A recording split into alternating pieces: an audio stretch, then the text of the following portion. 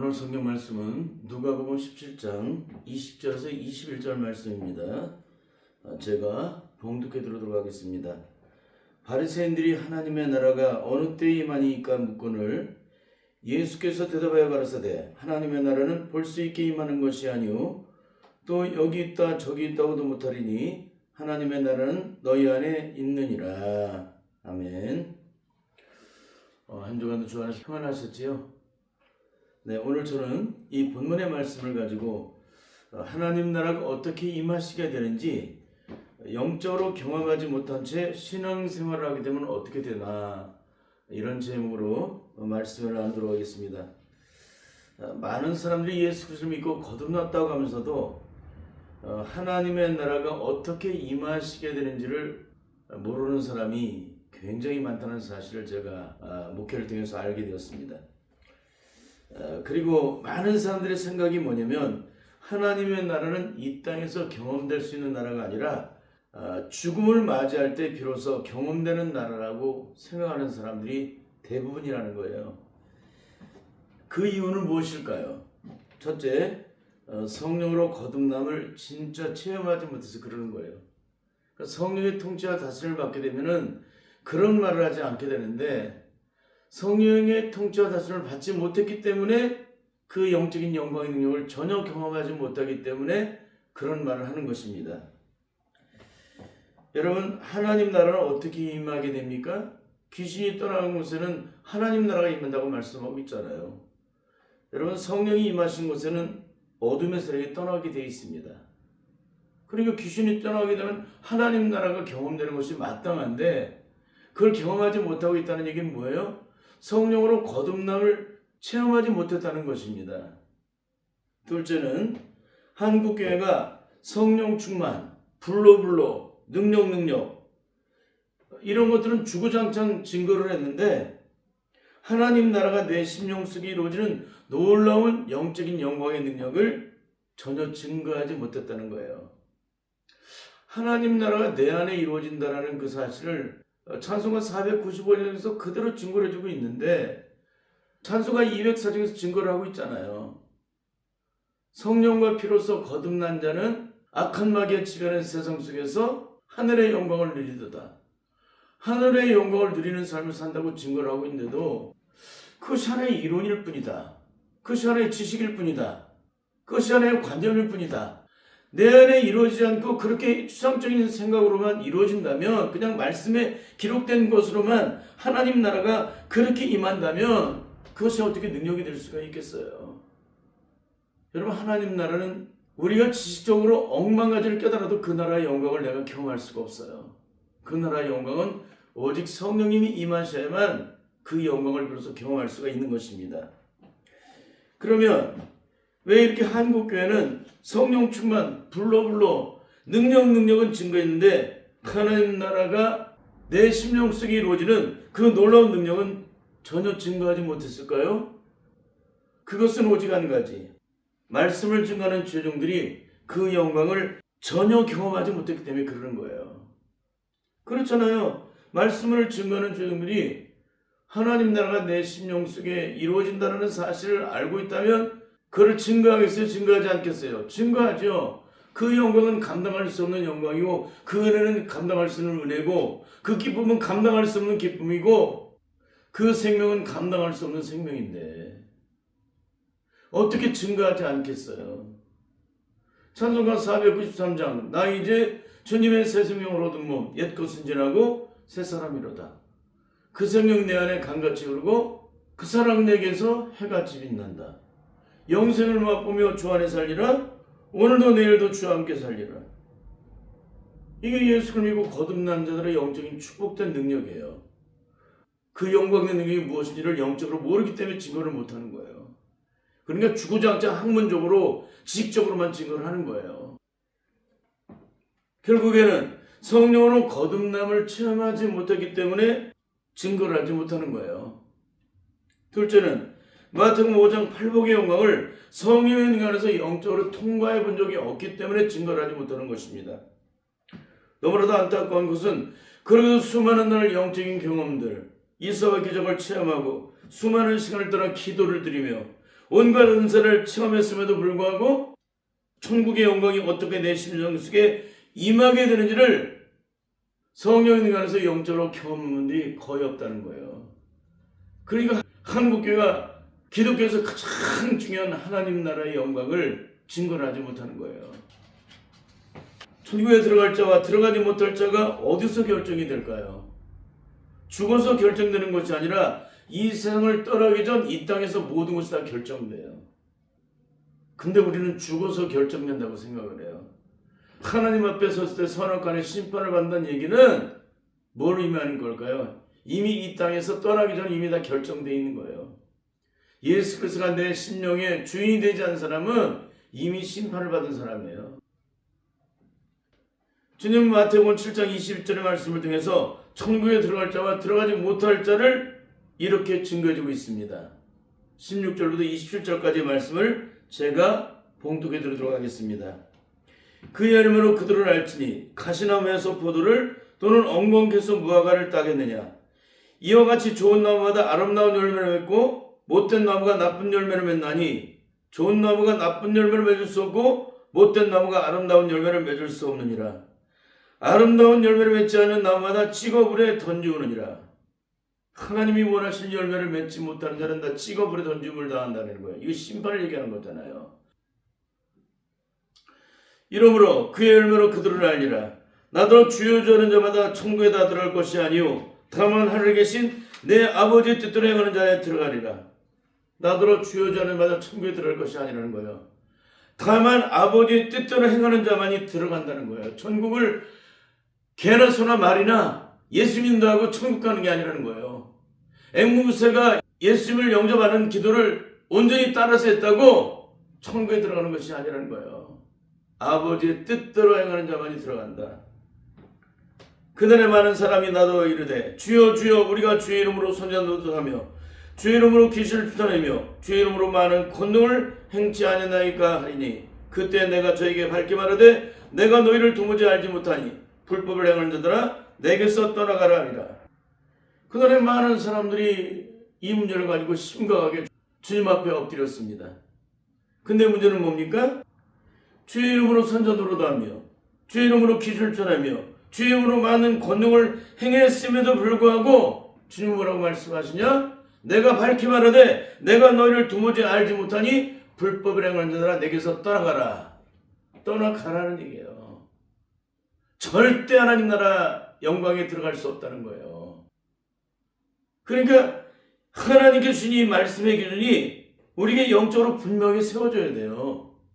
인간의 추상적인 생각, 기분학성적인 것, 인간의 의지적인 것, 사고적인 것, 경험적인 것, 세상에서 통용되는 그런 기준이 아니라 하나님의 성령 안에서 죄가 무엇인지, 의가 무엇인지, 심판이 무엇인지를 보혜 성령이 내 안에 들어오시게 되면 그 기준이 내 안에서 영적으로 세워지는 것처럼 하나님 나라 의의 기준이 세워지는 것처럼 무엇이 죄고 무엇이 의고 무엇이 심판인지를 알게 되는 것, 그것은 내 인간의 의지로 노력으로 수고로 이루는 것이 아니라 내가 학문적으로 배우고 공부해서 깨달음으로 이루어지는 것이 아니라 진리의 영이신 성령님께서 내 안에 들어오셔서 하나님 나라 의의 법의 기준을 내 안에서 세워주실 때 비로소 그 법이 온전한 법이라는 거예요. 우리가 배워서 공부해서 깨달음으로 그게 법이에요? 그건 지식적인 거죠. 보혜사 성령님이 내 안에 오시면 그 성령님이 진리 가운데를 인도하시는데 진리 가운데를 인도하시는 그분은 우리가 생각하는 그런 수상적인 그런 기준이 아닌 거예요. 죄악된 썩어진 인간의 그런 죄악된 그런 기준으로 세워진 것이 절대 아니라는 거예요. 하나님 나라 의의 법, 하나님 나라에 들어가는 영적 기준이 무엇인지를 성령 안에서 영적으로 기준을 세워주고 계시는데 그걸 전혀 모르는데 어떻게 그 뜻을 따라 온전히 행할 수가 있어요. 내가 기준을 추천했다고 수많은 이사와 기적을 행했다고 내가 주님의 자녀가 아니라는 거예요. 그거는 하나님께서 우리로 하여금 일을 할 수 있도록 은사를 부어주셔서 그 일을 감당할 수 있도록 하나님이 허락하신 것이기 때문에 그 일을 행하는 것이지 하나님의 말씀에 순종하는 것과 또 다른 얘기라는 것입니다. 그러므로 누구든지 나의 이 말을 듣고 행하는 자는 그 집을 반석에 지은 지혜로운 사람 같으니 비가 내리고 청수가 나고 바람이 불어 그 집에 부딪히되 무너지지 아니하나니 이는 주초를 반석에 놓은 연고요 나의 이 말을 듣고 행치 않은 자는 그 집을 모래에 지은 어리석은 사람 같으리니 비가 내리고 창수가 나고 바람이 불어 그 집에 부딪힘에 무너져 그 무너짐이 심하니라. 뭐예요?